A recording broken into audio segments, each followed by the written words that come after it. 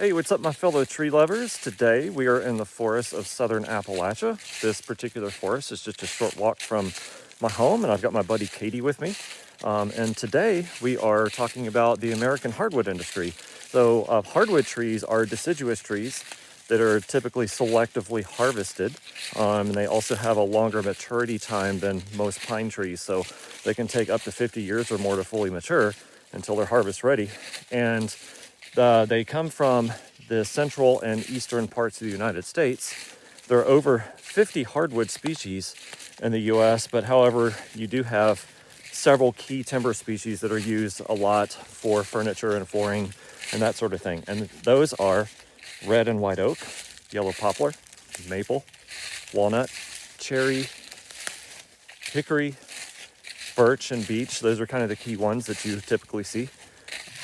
Now, what American hardwoods are typically used for is for flooring, fine furniture, and veneer production. So I have been to well over 100 forest products producers, and being a woodworker, I'm sad to say that there's very little actual solid wood that's being used on an industrial scale anymore.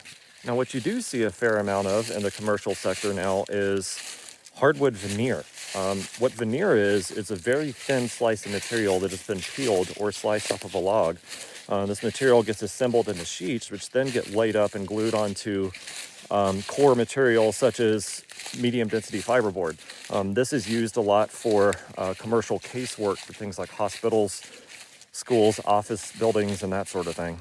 American hardwoods were once part of a booming forestry industry, especially here in the Southeast, which is the nation's wood basket.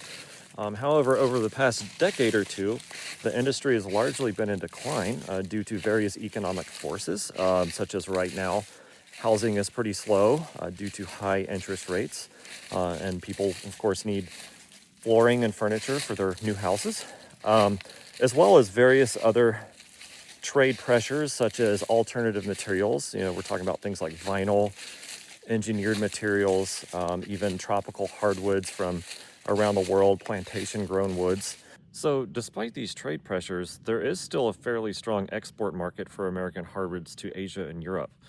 So this just goes to show the very globalized scale that we live in nowadays.